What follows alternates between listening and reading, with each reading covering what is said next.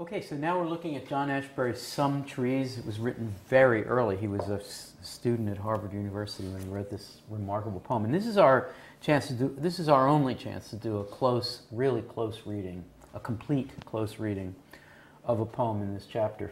And so we'll be focusing on how the language works. And Ashbery is a practitioner of what used to be called extremely difficult, opaque language. I think we've gotten used to it. So let me read the poem and then I'll assign the parts. Here we go. Some trees, or some trees. Some trees.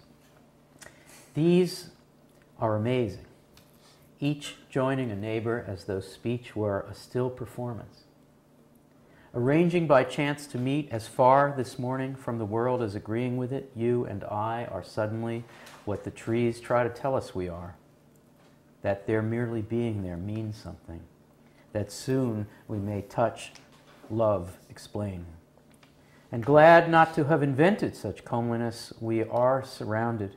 A silence already filled with noises, a canvas on which emerges a chorus of smiles, a winter morning. Placed in a puzzling light and moving, our days put on such reticence, these accents seem their own defense. Okay, so here we go. Max, you have these. Molly, you have amazing. Anna, you have each joining a neighbor. Allie, you have as though speech were still performance. Dave and Amaris, you have, ready? Arranging by chance to meet as far this morning from the world as agreeing with it. You have that whole thing. Good luck. All right. Okay, Emily, you have you and I. Okay. Max, you have what the trees try to tell us we are. Molly, you have merely being there. Why don't you take merely being there means something? Anna, you and I have touch, love, explain. And Allie, you have glad not to have invented such comeliness. And we're going to do all the rest of it together. We are surrounded, a silence already filled with noises, a canvas on which emerges a chorus of smiles, a winter morning, placed in a puzzling light and moving. Who's next? Amaris, are you next? Dave. Dave, you have moving. Amaris, you have these accents seem their own defense. And Emily, you have reticence. That one had your name on it. Okay. Some trees. All right. Oh, we forgot the title. Let's do the title together. Some trees. How does it work? Translate that. Some trees. What's some mean?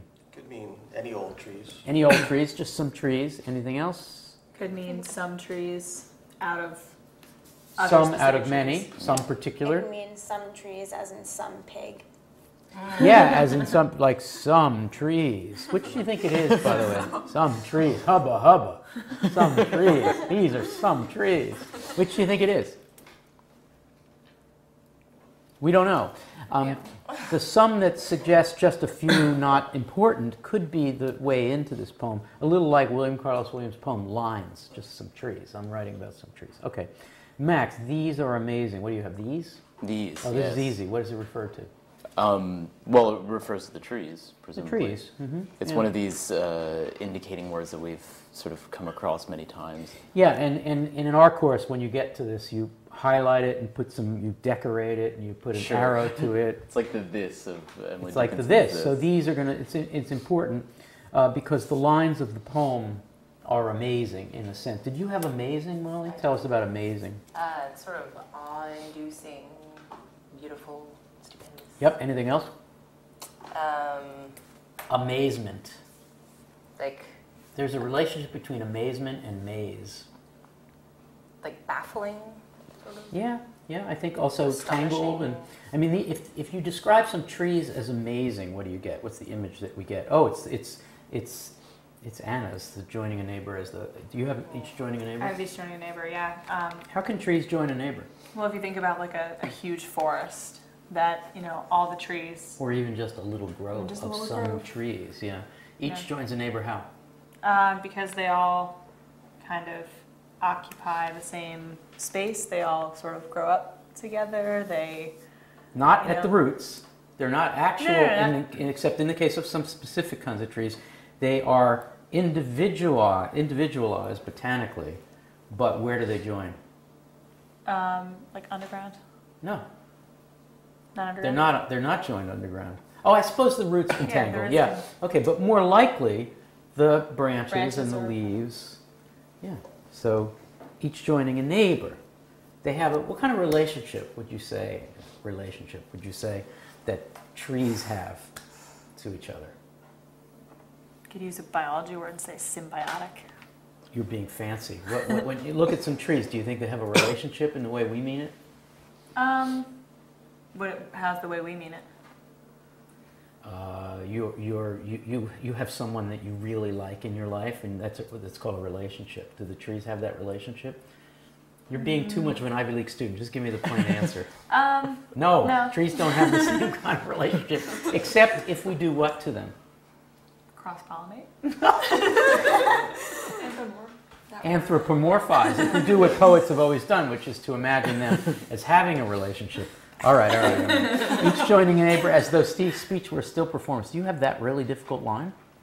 What do you do with that?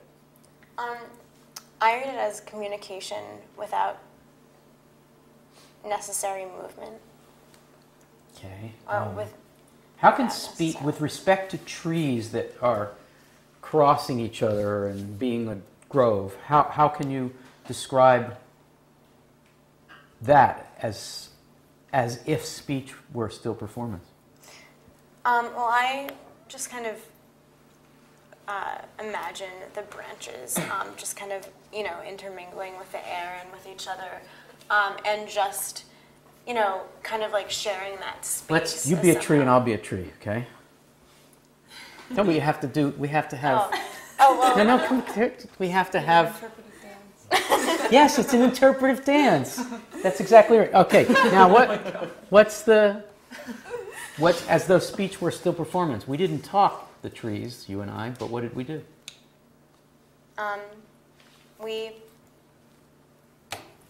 We enacted a still performance. Right. Yeah, as though speech were still performance. So there's something about these trees interacting, talking, speaking a language that's okay. So it's very confusing, by the way, this poem. It's beautiful but confusing. All right. So the two of you, I think, Dave and Amaris, you have arranging by chance to meet as far this morning from the world as agreeing it. This is classic Ashbery. This is unidiomatic. Go ahead, translate it, paraphrase it. So before that we have established that the trees are next to each other, but here Ashbery moves us forward to the trees actually meeting, so that accident of proximity becomes sort of conscious and deliberate. We're not sure exactly how they meet, but it seems this place that's far from the world as agreeing. So agreeing implies a distance. Wow. Whereas disagreeing implies encounter. Wow, okay. So, Dave, is it possible, if I want to meet you, is it possible for me to arrange by chance to meet you? It's actually kind of a paradox. You can't really arrange by chance, but you can, can't you? I thought it was just a paradox. It is a paradox, except that if I want to meet you, and I know that you're at the Klaus Oldenburg button outside the University of Pennsylvania Library every day at noon, I can arrange by chance to. Oh, funny that you're here. So it's a paradox. It's a classic Ashberian paradox. Arranging by chance to meet.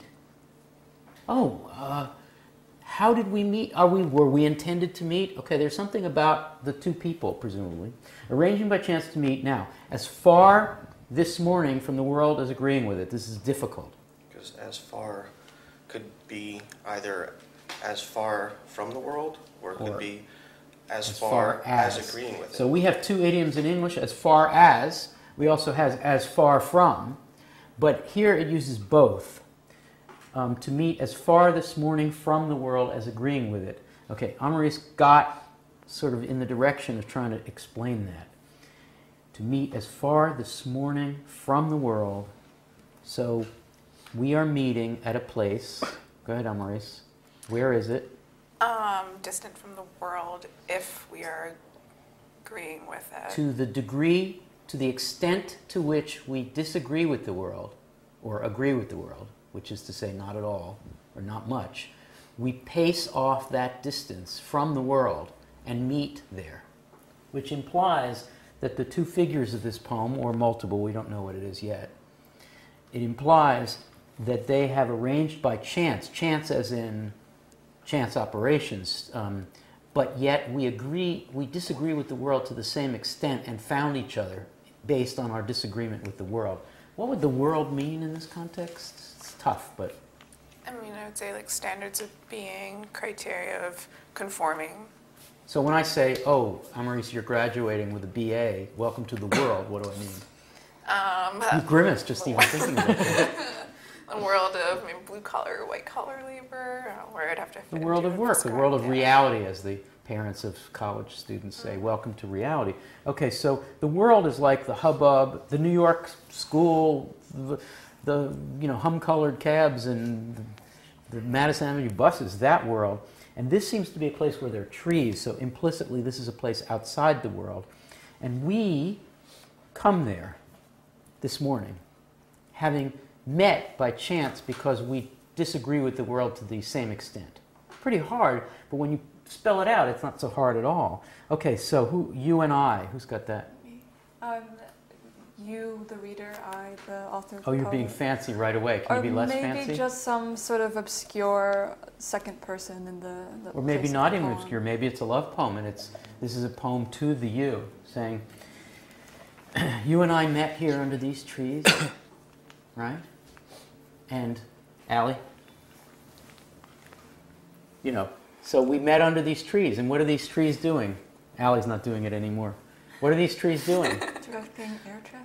They're directing air traffic. They're independent beings who have no necessary relationship, but they are being amazing in the amaze sense. These are some trees, and we stand under these trees. They indicate something, you and I. So it could be a love poem.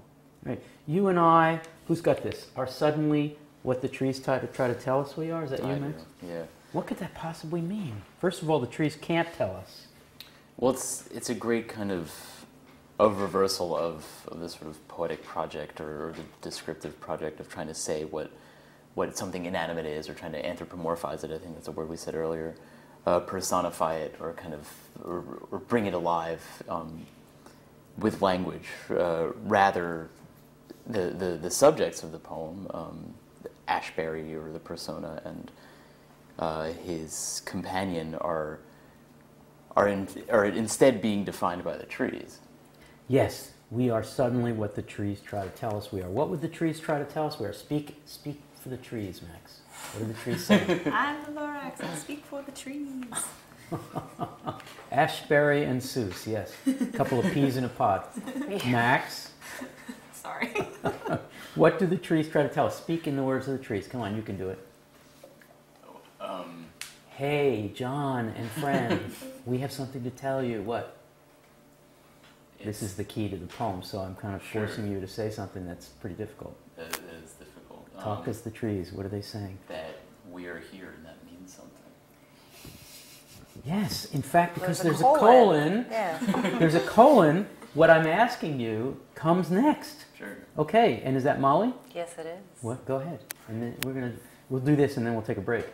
That just the presence of the trees is significant, and then therefore the presence of the two people together So now also. speak to the tree. You be the trees, some trees, speaking to this couple who just met. Presumably they arranged by chance to meet as far from the world as the extent to which they agree with the world, which is to say maybe disagree with it. They pace out that distance, and they find themselves standing under these trees that have a relationship. And the trees say, We're here. we're Look, just here. We're here, and that means something. It means something to be here. That you are here signifies. We do a still performance. We have nothing to say except that we are trees, and trees have what kind of relationship? An amazing. An incidental one. They're just trees, some trees.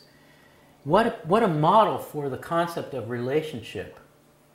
Actually, I think this poem I'm jumping ahead a little bit, but I think this poem is a love poem, but I also think it's a poem about a higher order than love, if that's possible, which is relation.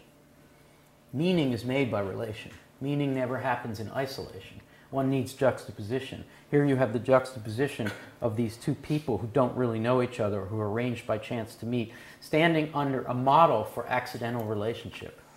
And the trees are saying, all you need to do is be here. It's not a nature poem.